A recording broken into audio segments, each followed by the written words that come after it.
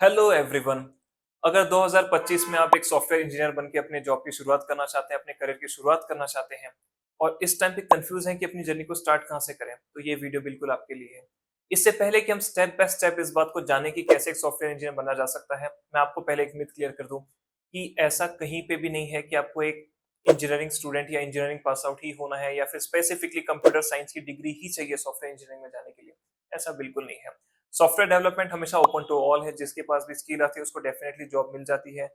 पे में भी कोई डिफरेंस नहीं आता है, चाहे आपने किसी भी ब्रांच से किया हो तो भी। तो आइए हम जानते हैं वन बाय वन स्टेप।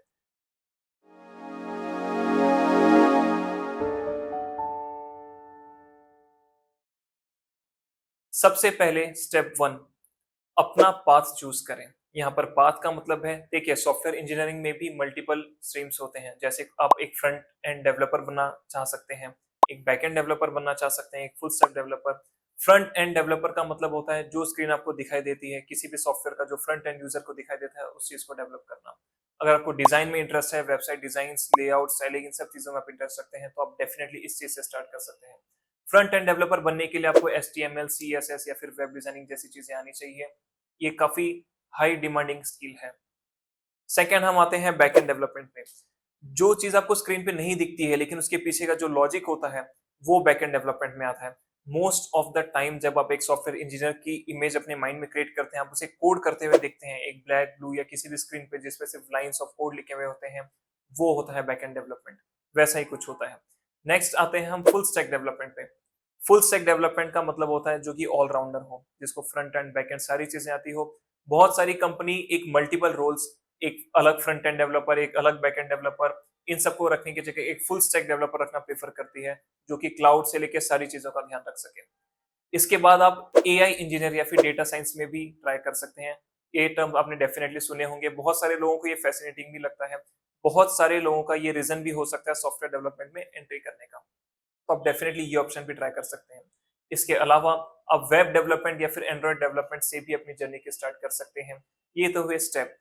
अगर आप इस बात में कंफ्यूज हो रहे हैं कि किसको सीखना इजी होगा और डिमांडिंग होगा, तो आप सबसे पहले वेब डेवलपमेंट से ट्राई कर सकते हैं। ये मेरा रिकमेंडेशन होगा, क्योंकि वेब डेवलपमेंट के साथ एडवांटेज ये है कि आप जैसे जैसे इसे सीखते जाएंगे, इसका रिजल्ट आपको वैसे वैसे दिखता जाएगा।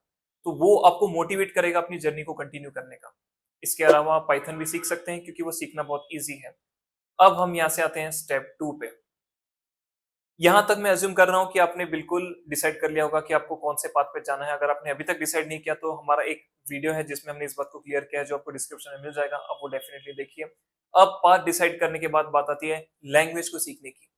देखिए, आप किसी भी चीज में जाएं, चाहे आप फ्रंट एंड में जाएं, चाहे बैक एंड में जाएं, चाहे फुल स्टैक में जाएं, आपको डेफिनेटली कोडिंग आना ही चाहिए।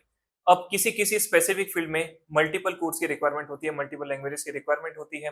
लेकिन अगर आपने अभी अपनी जर्नी स्टार्ट की है, तो मैं आपको डेफिनेटली रिकमेंड करूंगा कि आप किसी एक कोडिंग लैंग्वेज से स्टार्ट करें।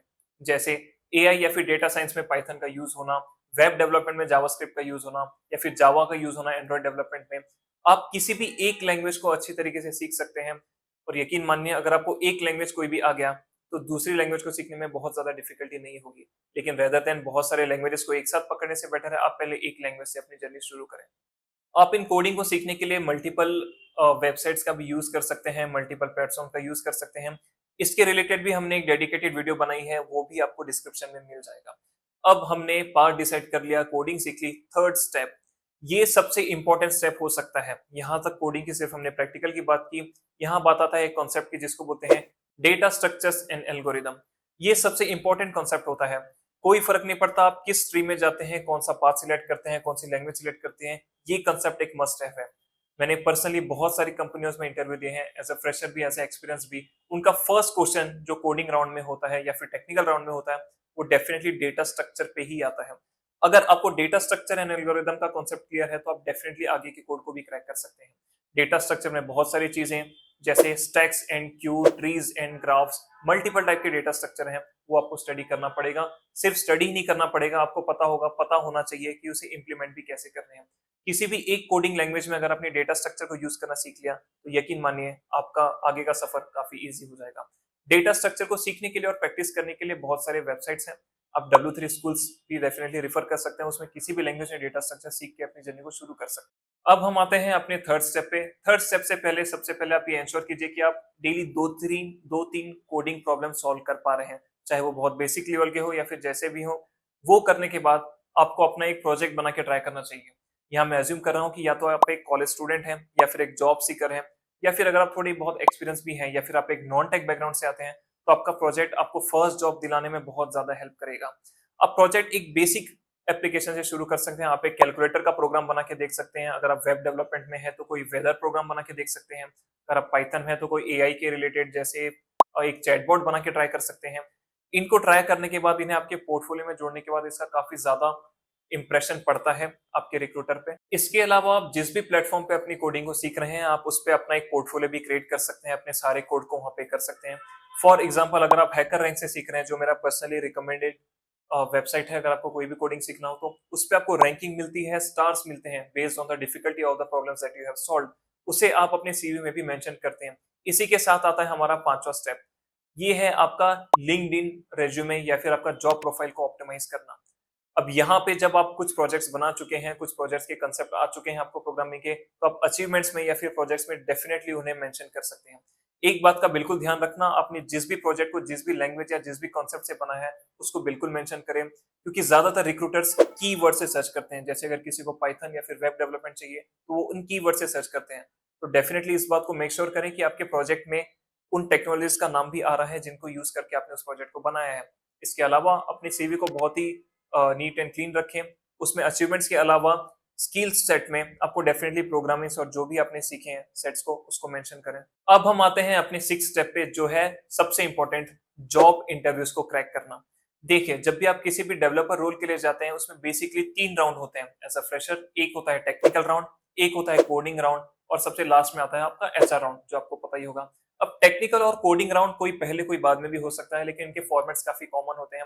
टेक्निकल राउंड में जैसा मैंने बताया कि डेटा स्ट्रक्चर्स डेफिनेटली पूछे ही पूछे जाते हैं। टेक्निकल राउंड में हो सकता है आपको कोड सॉल्व ना करने दिया जाए, लेकिन कोडिंग से रिलेटेड सारे क्वेश्चन उसी में पूछे जाते हैं।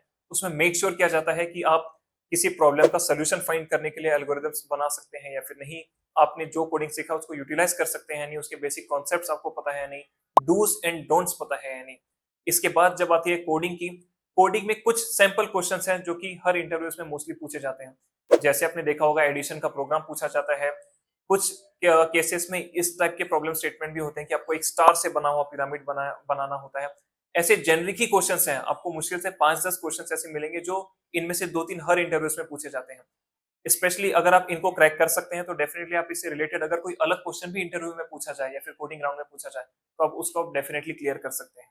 इसके अलावा जब आप इंटरव्यू राउंड में जाते हैं तो आप बिल्कुल इस बात को मेक श्योर करें कि आपके इंटरव्यूअर को आप इस बात के बारे में बताएं कि आप इतने टाइम से कोडिंग सीख रहे हैं या फिर आपने ये किया है। इतना ही नहीं, आपने जिन भी वेबसाइट्स या फिर जिन भी कम्युनिटी में अपना जो भी कंट्रीब्यूशन दिया है वो भी उन्हें क्लियर कट बताएं। इससे उन्हें इस बात को जानने में आसानी होगी कि आप ऑलरेडी इस चीज के लिए तैयार हैं या फिर नहीं। आप मॉक इंटरव्यूज के लिए भी प्रिपेयर कर सकते हैं। आपको यूट्यूब पे बहुत सारे मॉक इंटरव्यूज मिल जाएंगे।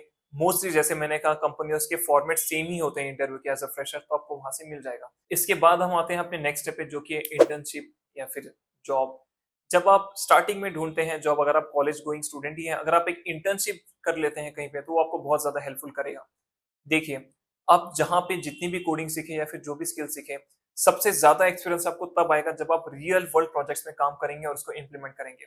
इंटर्नशिप ज्वाइन करने का एक और ये मतलब ये भी है कि आपसे बहुत ज्यादा एक्सपेक्टेशन नहीं होती है। वहां पे आपकी लर्निंग बहुत ज्यादा होती है, आपका आउटकम भले कम हो, वहां पे आपको लर्निंग काफी ज्यादा मिलेगी। जॉब हंट के लिए जाते जाते मैं आपको एक सीक्रेट टिप देना चाहूंगा। स्टार्टिंग में अगर आप एक फ्रेशर है तो किसी स्टार्टअप में या फिर प्रोडक्ट बेस्ड कंपनी में बहुत ज्यादा चांसेस है आपके सिलेक्शन होने के लिए, क्योंकि वो डेफिनेटली ऐसे कोडर्स को हायर करना पसंद करते हैं जो कि बहुत ज्यादा स्किल्स हो, नए हो, अपने आइडियाज रिप्रेजेंट कर सकें, नई नई टेक्नोलॉजीज को अडेप्ट कर सकें। इसके लिए आपको डेफिनेटली इनमें ट्राई करना चाहिए। आपका इंटर्नशिप या फिर जो भी वर्क एक्सपीरियंस है, ये डेफिनेटली आपके रेज्यूमे का वेटेज बढ़ा देता है, ये एक अलग इंप्रेशन छोड़ता है आपके रिक्रूटर पे। वो आपको फ्रेशर उतना नहीं कंसिडर करता और आपके चांसेस काफी बढ़ जाते हैं और आपका कंपटीशन काफी कम हो जाता है। तो ये था वीडियो हमारा एक रोड मैप एक सॉफ्टवेयर इंजीनियर बनने के बारे में। एक और बात का ध्यान रखना, जो मैंने पहले ही कहा था, कि इसमें जरूरी नहीं कि आप कंप्यूटर साइंस बैकग्राउंड से ही हो और जरूरी नहीं कि आप एक इंजीनियरिंग बैकग्राउंड से ही हो। डेफिनेटली आप इन स्किल्स को सीख कर एक अप्लाई कर सकते हो, आपके पे में कोई भी गैप ज्यादा देखने को नहीं मिलेगा। इसके अलावा आपको और भी रोड मैप वीडियोस चाहिए किसी स्पेसिफिक फील्ड में जाने के लिए, तो हमारी ये प्लेलिस्ट जरूर फॉलो करें। Thank you so much and wishing you all the best in your journey.